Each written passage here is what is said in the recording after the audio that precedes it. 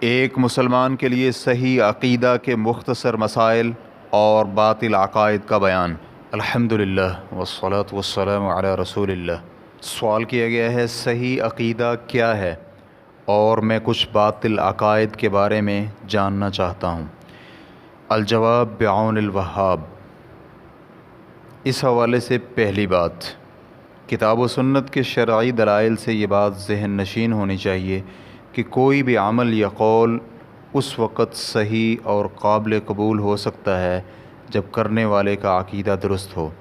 چنانچہ عقیدہ درست نہ ہونے کی وجہ سے تمام اعمال اور اقوال باطل ہو جاتے ہیں۔ اللہ رب العزت کا ارشاد ہے وَمَن يَكْفُرْ بِالْإِيمَانِ فَقَدْ حَبِطَ عَمَلُهُ وَهُوَ فِي الْآخِرَةِ مِنَ الْخَاسِرِينَ۔ سورۃ المائدہ آیت نمبر 5۔ اور جس نے بھی ایمان کی بجائے کفر اختیار کیا اس کا وہ عمل برباد ہو گیا اور آخرت میں وہ نقصان اٹھانے والوں میں سے ہوگا۔ اور ایک دوسرے مقام پہ ارشاد فرمایا وَلَقَدْ أُوحِيَ إِلَيْكَ وَإِلَى الَّذِينَ مِن قَبْلِكَ لَئِنْ أَشْرَكْتَ لَيَحْبَطَنَّ عَمَلُكَ۔ سورۃ الزمر آیت نمبر 65۔ آپ کی طرف یہ وحی کی جا چکی ہے اور ان لوگوں کی طرف بھی جو آپ سے پہلے تھے کہ اگر آپ نے شرک کیا تو آپ کے عمل برباد ہو جائیں گے اور آپ خسارہ اٹھانے والوں میں شامل ہو جائیں گے۔ اس مفہوم کی بہت زیادہ آیات قرآن مجید میں موجود ہیں۔ اس حوالے سے دوسری بات، قرآن مجید اور رسول اللہ صلی اللہ علیہ وآلہ وسلم کے فرامین سے ہمیں پتہ چلتا ہے کہ صحیح عقیدہ اللہ، فرشتوں، کتابوں، رسولوں، آخرت کے دن اور اچھی بری تقدیر پر ایمان لانے کا نام ہے۔ یہ 6 ارکان ہیں صحیح عقیدہ کے، جسے اللہ تعالیٰ نے اپنی کتاب میں نازل کیا ہے اور اسی کو دے کر اپنے رسول محمد صلی اللہ علیہ وآلہ وسلم کو بھیجا ہے۔ ایمان کے 6 ارکان کے بارے میں کتاب و سنت میں بہت سے دلائل ہیں، جن میں سے کچھ ایک سماعت کیجیے۔ فرمان باری تعالیٰ ہے لیس البر ان تولوا وجوہکم قبل المشرق والمغرب ولكن البر من آمن بالله واليوم الآخر والملائکة والکتاب والنبیین۔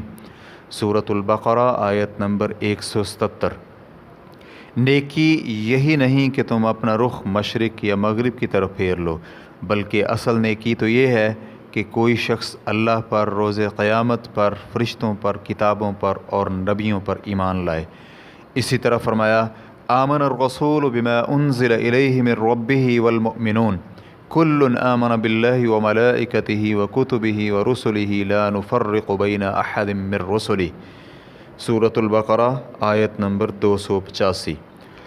رسول پر جو کچھ اس کے پروردگار کی طرف سے نازل ہوا اس پر وہ خود بھی ایمان لایا اور سب مومن بھی ایمان لائے۔ یہ سب اللہ پر، اس کے فرشتوں پر، اس کی کتابوں پر اور اس کے رسولوں پر ایمان لاتے ہیں اور کہتے ہیں کہ ہم اللہ کے رسولوں میں سے کسی میں بھی تفریق نہیں کرتے۔ اور ایک اور مقام پہ فرمایا یا ایھا الذین آمنوا آمنوا باللہ ورسولہ والکتاب الذی نزل علی رسولہ والکتاب الذی انزل من قبل ومن یکفر باللہ وملائکتہ وکتبہ ورسلہ والیوم الآخر فقد ضل ضلالا بعیدا۔ سورۃ النساء آیت نمبر 136۔ اے ایمان والو، خلوص دل سے اللہ پر، اس کے رسول پر اور اس کتاب پر ایمان لاؤ جو اس نے اپنے رسول پر نازل کی ہے، نیز اس کتاب پر بھی جو اس سے پہلے اس نے نازل کی تھی۔ اور جو شخص اللہ، اس کے فرشتوں، اس کی کتابوں، اس کے رسولوں اور روز آخرت کا انکار کرے تو وہ گمراہی میں بہت دور تک چلا گیا۔ اسی طرح احادیث کی کافی تعداد دلائل کے طور پر موجود ہے، جن میں سے چند ایک سماعت کیجیے۔ صحیح مسلم میں روایت شدہ حدیث جسے امیر المومنین عمر بن خطاب رضی اللہ عنہ روایت کرتے ہیں کہ جبریل علیہ السلام نے نبی علیہ السلام سے ایمان کے بارے میں پوچھا تو آپ نے فرمایا ایمان یہ ہے کہ تو اللہ، اس کے فرشتوں، اس کی کتابوں، اس کے رسولوں، آخرت کے دن پر ایمان لائے اور اچھی بری تقدیر پر ایمان لائے۔ بخاری اور مسلم نے اسے ابو ہریرہ رضی اللہ عنہ سے روایت کیا ہے۔ انہی 6 ارکان سے ایک مسلمان پر اللہ کے بارے میں اعتقاد، آخرت کے دن کے بارے میں اور دیگر غیبی چیزوں پر ایمان کے بارے میں واجبات نکلتے ہیں۔ اس حوالے سے تیسری چیز، اللہ پر ایمان۔ اس کا مطلب یہ ہے کہ وہی سچا معبود ہے، عبادت کا حقدار اکیلا وہی ہے، اس لیے کہ اسی نے بندوں کو پیدا کیا، وہ ان پر احسان کرتا ہے، وہ انہیں رزق عنایت کرتا ہے، اور وہ ان کے ظاہر و باطن سے واقف ہے۔ وہ اطاعت گزاروں کو ثواب دینے پر قادر ہے، نافرمانوں کو سزا دے سکتا ہے۔ اسی عبادت کے لیے اس نے جن و انس کو پیدا کیا اور انہیں اپنی عبادت کا حکم بھی دیا، جبکہ اس عبادت کی حقیقت یہ ہے کہ وہ تمام کام جن کے ذریعے بندے اس کی بندگی کرتے ہیں وہ سارے کے سارے اللہ کے لیے خاص کر دیے جائیں، جیسے دعا، خوف، امید، نماز، روزہ، قربانی، نذر و نیاز وغیرہ سب عبادتیں اسی کے لیے ہوں۔ ان عبادات میں خشوع و خضوع ہو، اسی کی طرف رغبت ہو، اسی کا ڈر ہو، اللہ تعالیٰ سے کامل محبت بھی ہو، اور اس کی عظمت کے سامنے ہم ناتواں بھی ہوں۔ اللہ پر ایمان لانے میں یہ بھی شامل ہے کہ جو عبادات اللہ تعالیٰ نے اپنے بندوں پر فرض اور واجب کی ہیں ان پر ایمان لایا جائے، جیسا کہ اسلام کے 5 ارکان، اور وہ ہیں گواہی دینا کہ اللہ کے علاوہ کوئی معبود برحق نہیں اور محمد اللہ کے رسول ہیں، نماز قائم کرنا، زکوٰۃ ادا کرنا، رمضان کے روزے رکھنا، جو بیت اللہ کے حج کی استطاعت رکھے اس کے لیے حج بیت اللہ کرنا، اور اس کے علاوہ جو بھی شریعت نے ہم پر فرائض عائد کیے ہیں ان تمام پر ایمان لانا اللہ پر ایمان لانے میں شامل ہے۔ اسلام کے ارکان میں سب سے بڑا رکن اس بات کی گواہی ہے کہ اللہ کے علاوہ کوئی معبود برحق نہیں اور محمد اللہ کے رسول ہیں۔ چنانچہ لا الہ الا اللہ کی گواہی اس بات کا تقاضا کرتی ہے کہ عبادت صرف اللہ کے لیے خاص ہو اور باقی سب کا انکار ہو۔ لا الہ الا اللہ کا یہ معنی ہے، کیونکہ اس کا معنی یہ ہے کہ اللہ کے سوا کوئی سچا معبود نہیں، لہذا اللہ کے علاوہ جس کسی بشر، فرشتے یا جن وغیرہ کی عبادت کی جائے وہ معبود باطل ہے، جبکہ معبود برحق صرف اللہ کی ذات ہے۔ اللہ رب العزت فرماتے ہیں ذَلِكَ بِأَنَّ اللَّهَ هُوَ الْحَقُّ وَأَنَّ مَا يَدْعُونَ مِن دُونِهِ هُوَ الْبَاطِلُ، سورۃ الحج آیت نمبر 62۔ یہ اس لیے کہ اللہ تعالیٰ ہی حق ہے اور اللہ کے سوا جنہیں یہ لوگ پکارتے ہیں وہ سب کچھ باطل ہے۔ اللہ پر ایمان میں یہ بھی شامل ہے کہ اللہ کے اچھے اچھے ناموں پر ایمان ہو، قرآن مجید میں ذکر شدہ عالی شان صفات پر ایمان ہو، ایسے ہی جو اسماء و صفات رسول اللہ صلی اللہ علیہ وآلہ وسلم سے ثابت ہیں ان پر ایمان بغیر تحریف و تعطیل، تکییف اور تمثیل کے ہو۔ انہیں ایسے ہی بیان کیا جائے جیسے وہ نصوص میں بیان ہوئے ہیں، ان کی کیفیت بیان نہ کی جائے، جو معنی خیزی ان اوصاف میں بیان ہوئی ہے اس پر ایمان لایا جائے، اور اس معنی کو اللہ تعالیٰ کی شان کے مطابق بیان کیا جائے، اور اس بات سے اجتناب کیا جائے کہ اسے مخلوق کے ساتھ تشبیہ دی جائے۔ اس بارے میں فرمان باری تعالیٰ ہے لیس کمثلہ شیء وہو السمیع البصیر، سورۃ الشورى آیت نمبر 11۔ کوئی چیز اس کے مشابہ نہیں اور وہ سب کچھ سننے والا اور دیکھنے والا ہے۔ اس حوالے سے چوتھی چیز فرشتوں پر ایمان اجمالی اور تفصیلی ایمان پر مشتمل ہے، چنانچہ ایک مسلمان کا یہ ایمان ہونا چاہیے کہ اللہ تعالیٰ نے فرشتوں کو اپنی اطاعت کے لیے پیدا کیا ہے اور اللہ تعالیٰ نے انہیں عباد مکرمون کا وصف دیا ہے۔ وہ اللہ تعالیٰ کے حکم سے آگے نہیں بڑھتے اور وہ اسی کے حکم سے عمل کرتے ہیں۔ اللہ رب العزت فرماتے ہیں یعلم ما بین ایدیہم وما خلفہم ولا یشفعون الا لمن ارتضی وہم من خشیتہ مشفقون، سورۃ الانبیاء آیت نمبر 28۔ اللہ ان بندوں کے سامنے کے ظاہری احوال کو بھی جانتا ہے اور پوشیدہ احوال کو بھی، اور وہ صرف اسی کے حق میں سفارش کریں گے جس کے لیے اللہ راضی ہو، اور وہ ہمیشہ اس کے خوف سے ڈرتے رہتے ہیں۔ ان فرشتوں کی بہت سی اقسام ہیں، کچھ کی ذمہ داری عرش کو اٹھانے کی ہے، کچھ جنت اور جہنم کے داروغے ہیں، اور کچھ لوگوں کے اعمال لکھتے ہیں۔ اللہ تعالیٰ اور اس کے رسول نے جن فرشتوں کا نام لے کر ذکر کیا ہے ہم ان فرشتوں کے بارے میں تفصیلی ایمان رکھتے ہیں، مثلا جبریل، میکائیل، مالک آگ کا داروغہ، اسرافیل، ان کی ذمہ داری سور پھونکنے کی ہے۔ ان کا ذکر صحیح احادیث میں بھی آیا ہے، جیسا کہ صحیح بخاری میں ہے۔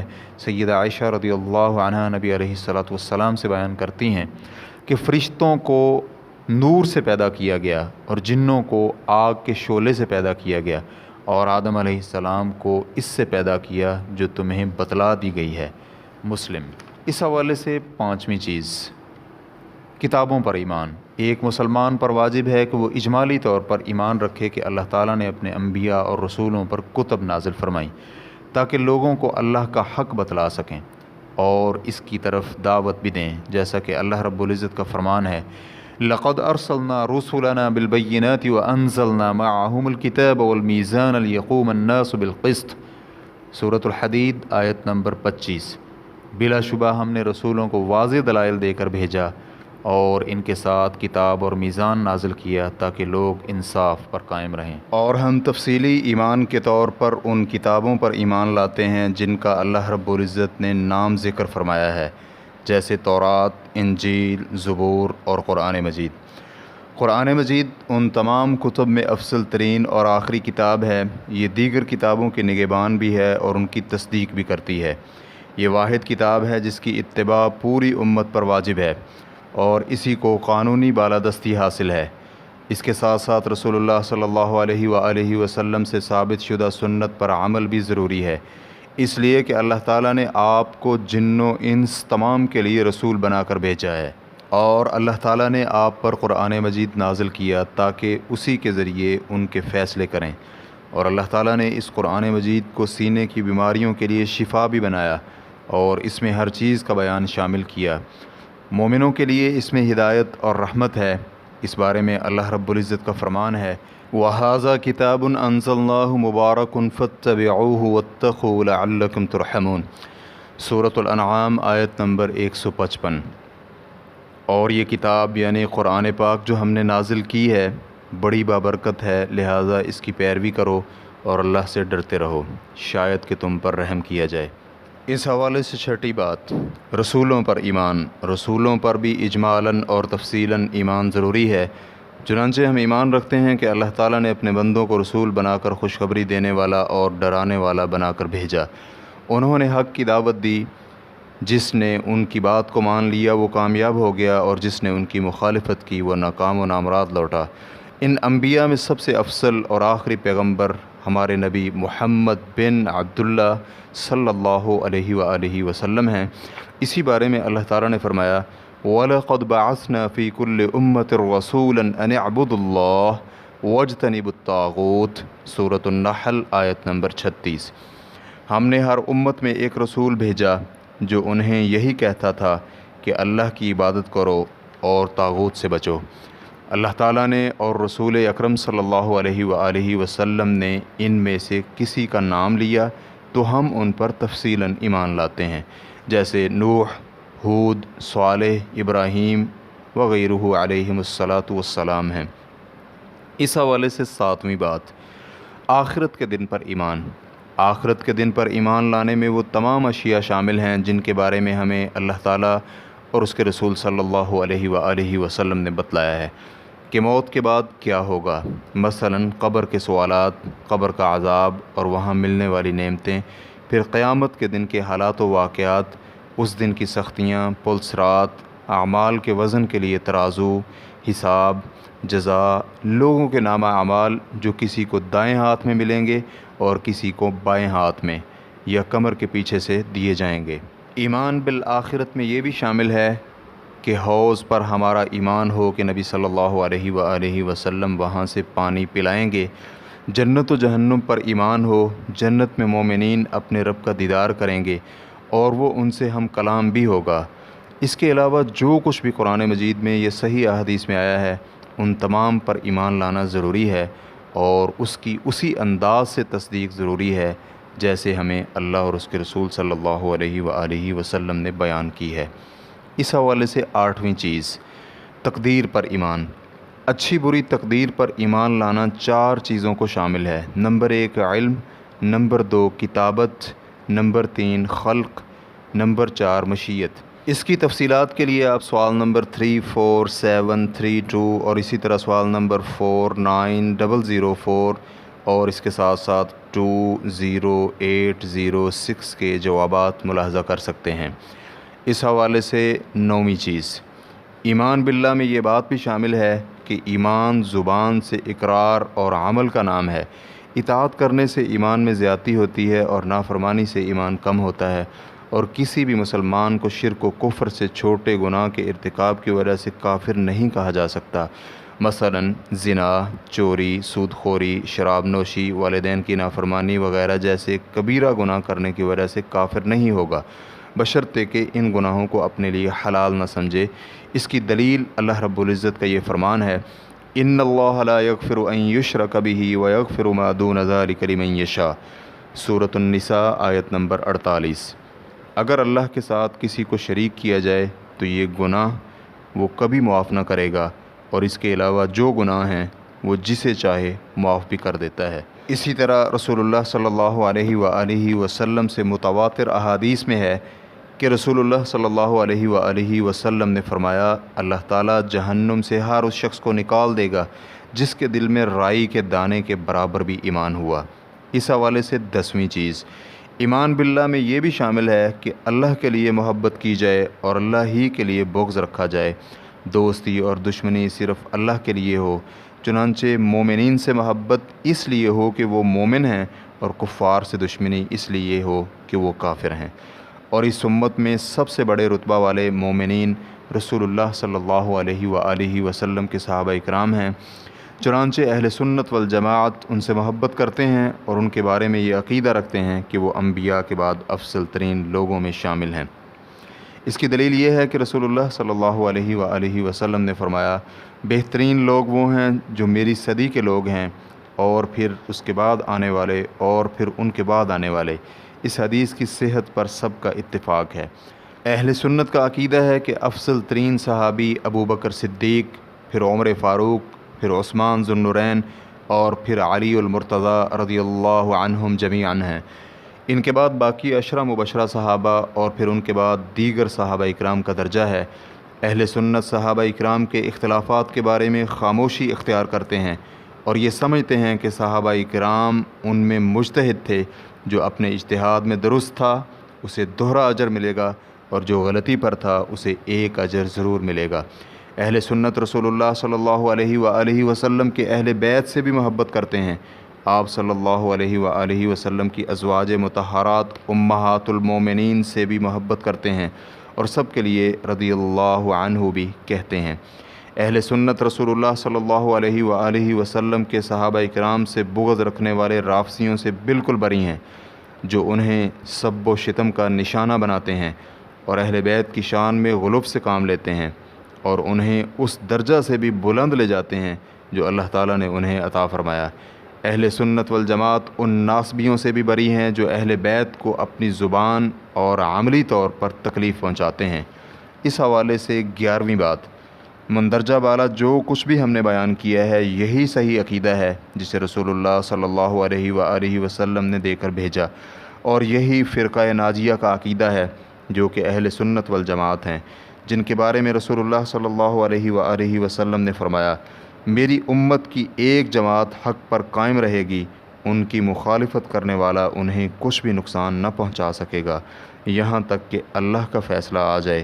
آپ صلی اللہ علیہ وآلہ وسلم نے فرمایا، یہودی 71 فرقوں میں تقسیم ہوئے، عیسائی 72 فرقوں میں بٹ گئے، اور یہ امت 73 فرقوں میں تقسیم ہوگی، ایک جنت میں جائے گا اور باقی جہنم میں جائیں گے۔ صحابہ نے عرض کیا، یا رسول اللہ وہ کون ہوں گے؟ آپ نے فرمایا، جو اس راستے پر ہوں گے جس پر میں اور میرے صحابہ اکرام ہیں۔ یہی وہ عقیدہ ہے جسے مضبوطی سے تھامنا ہمارے لیے انتہائی ضروری ہے کہ اس پر استقامت حاصل کریں، اور جو بھی اس عقیدہ کے مخالف ہو اس سے بچ کر رہیں۔ اس حوالے سے 12ویں چیز، اس عقیدہ سے انحراف کرنے والے اور اس کے خلاف چلنے والے لوگ بہت سی اقسام میں ہیں۔ ان میں سے بعض بت پرست، آستانہ پرست، اور کچھ فرشتوں، اولیاء، جن، حجر و شجر کی پوجا کرنے والے لوگ ہیں۔